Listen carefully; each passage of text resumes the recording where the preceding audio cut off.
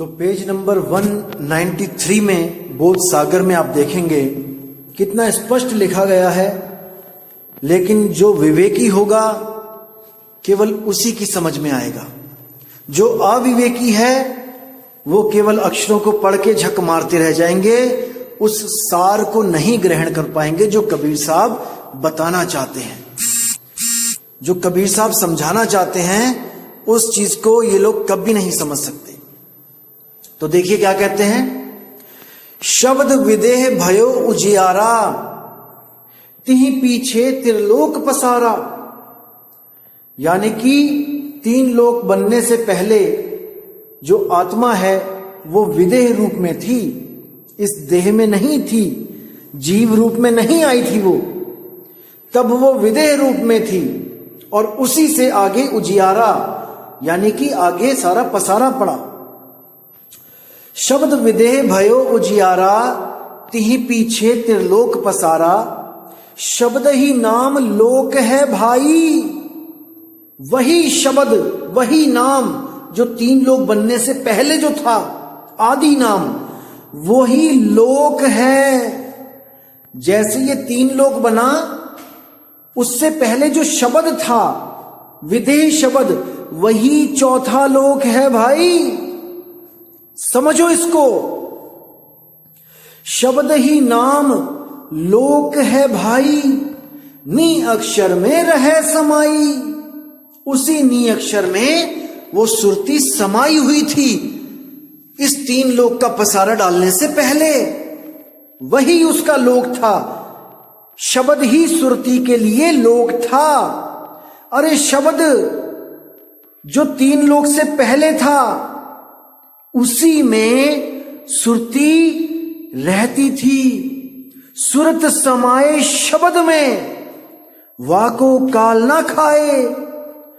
उसी शब्द से ये सुरती अलग हुई है, इसलिए 3 लोक बनाकर उसमें बैठी हुई है। अब इसको नहीं समझ में आ रहा कि इस 3 लोक रूपी शरीर को छोड़ के कहां जाए, इसीलिए ये बार बार गर्भ में कर्म अनुसार धक्के खा रही है।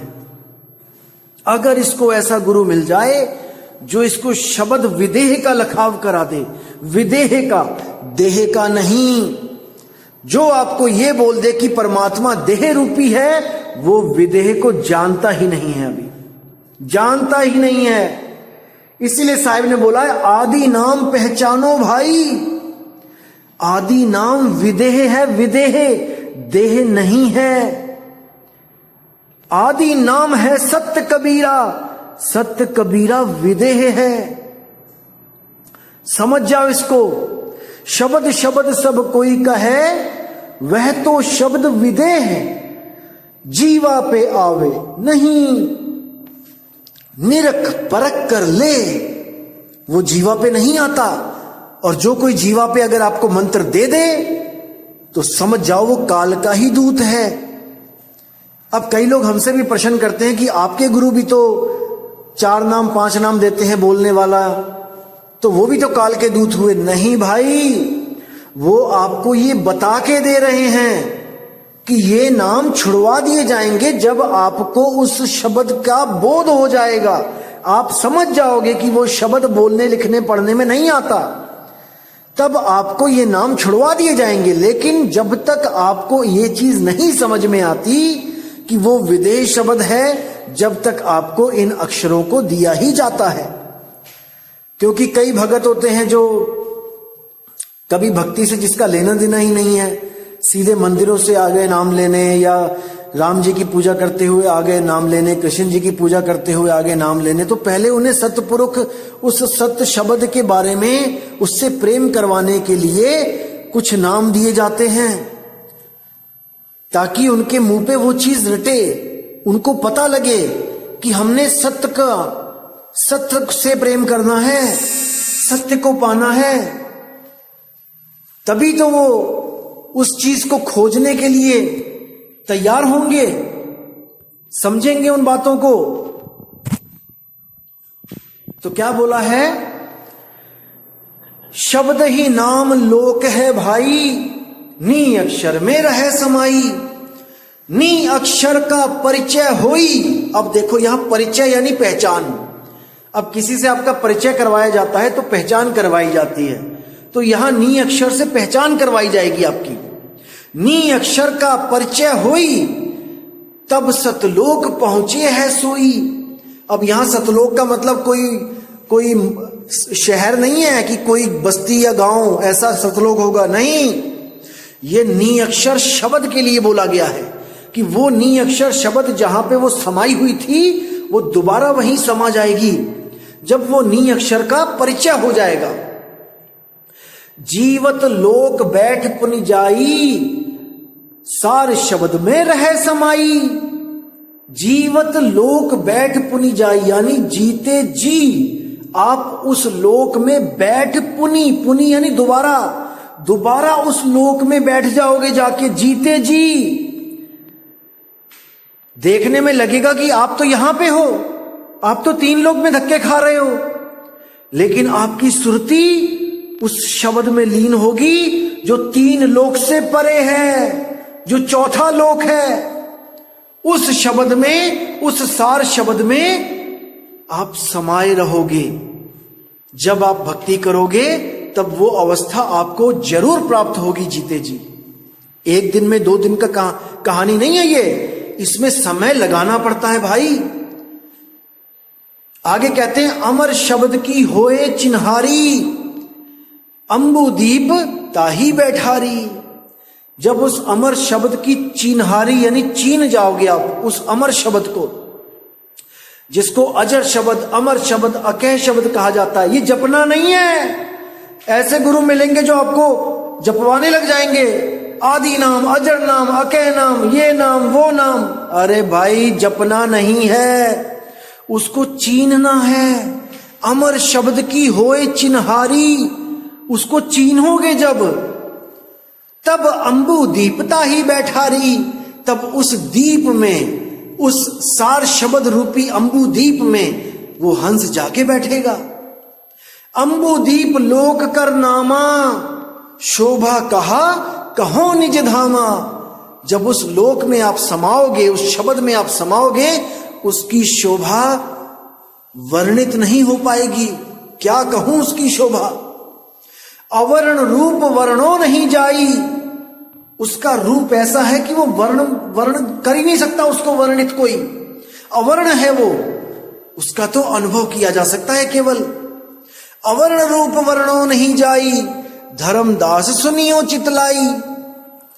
षोडश भान हंस को रूपा, और पुरुष ही महिमा अमृत अनूपा। अब ये जहां पे षोडश भानु आता है, यहां पे कई लोग भ्रमित हो जाते हैं पढ़ के कि षोडश भानु यानी कि 16 सूरज जितनी रोशनी हो जाती है। बिल्कुल गलत दोस्तों, ये कोड वर्ड होते हैं, इनको समझना सबके बस की बात नहीं होता है, समझ जाओ। षोडश भानु का मतलब है कि 16 जो गुण हैं, जिसको 16 सुत कहा गया है, जिस सतपुरुष के उस आत्म रूप के 16 गुण जो बोले गए हैं, ये उसको वापस प्राप्त कर लेगा। उस अवस्था में पहुंच जाएगा जहां पर अभी सृष्टि नहीं बनी थी। वो अपने 16 गुणों में स्थित था, और इन 16 गुणों से जो पहले स्थिति थी, जब 16 गुण भी नहीं थे, वो गुणातीत अवस्था वो तब मिलेगी जब आप उसका भेद प्राप्त करोगे। दोस्तों, एक समय ऐसा था जब 16 पुत्र भी नहीं थे, तब भी सतपुरुष था। यानी इस आत्मदेव के 16 गुण भी नहीं थे सुरती के, तब भी वो आत्मदेव था। जैसे ही 16 पुत्र पैदा हुए, 16 गुण प्रकट हुए, उसी में से जो तेज रूपी गुण था, तेज, वही तेज काल है। उसी को काल जानो। बाकी तो आप देखोगे कितने सुंदर गुण हैं, दया, अचिंत, क्षमा, सद्भाव, ये सब गुण हैं। लेकिन इन अज्ञानी गुरुओं ने इनको पुत्र बना के, जो कहानी कबीर साहब ने समझानी चाहिए धर्मदास जी को, उसको सत्य मानकर इन्होंने अपने अपने पंथ चला दिए कि 16 पुत्र थे परमात्मा के, उसमें उसकी खोपड़ी फाड़ दी, उसका सिर काट दिया, वहां से 5 तत्व लेके आ गए। अरे भाई, अरे उसका शरीर अगर परमात्मा ने शब्द का बनाया तो उसके सिर को कौन फोड़ सकता है? वहां पे भी अगर ये लट्ठम लट्ठा और ये सिर फोड़ना और ये दुख है तो भैया वहां पे भी नहीं रहना हमने। फिर तो वहां पे भी बंधन है कि उसका सिर फोड़ के ले आए 5 तत्व।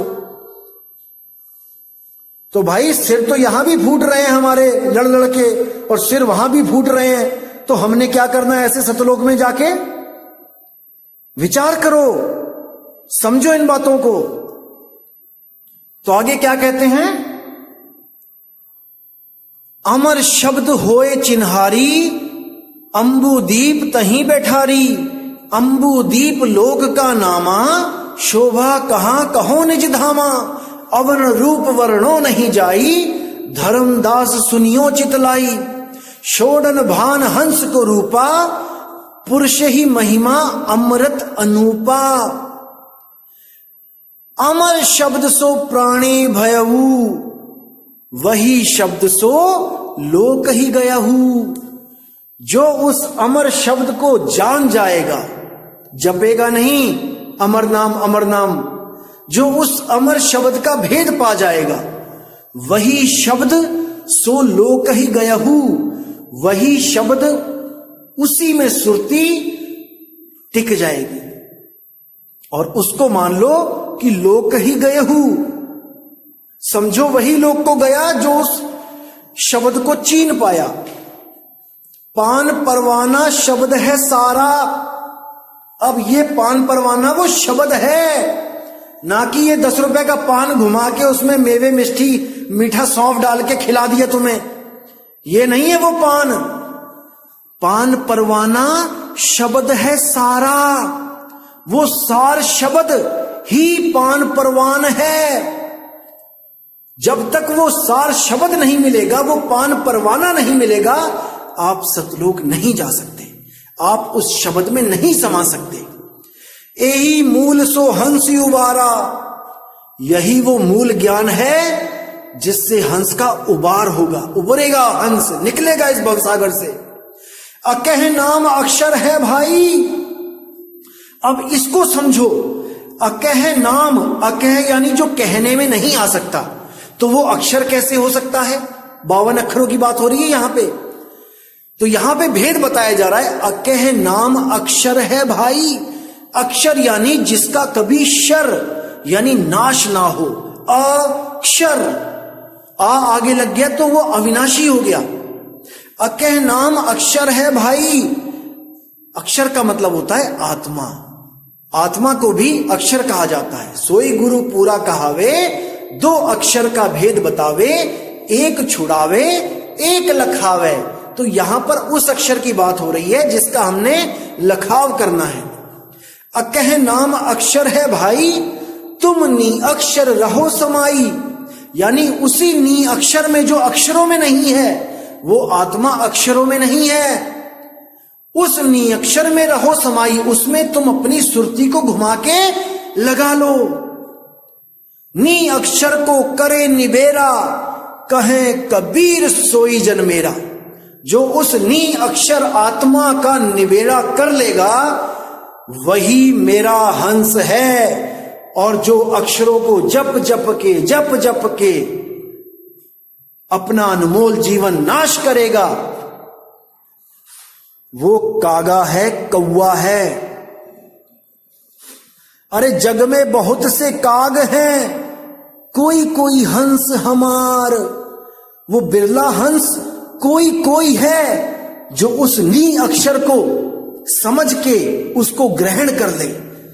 ऐसे भी गुरु मिलेंगे आपको जो नी अक्षर करते करते आपके कान में फूंक मार देंगे। कहेंगे ये भी नी अक्षर है, ये बोला नहीं जाता, पढ़ा नहीं जाता, लिखा नहीं जाता। अरे भाई, ऐसे तो ताली बजा के नाम दे दो। ताली भी, उसकी आवाज भी लिखी नहीं जाती, पढ़ी नहीं जाती, बोली नहीं जाती।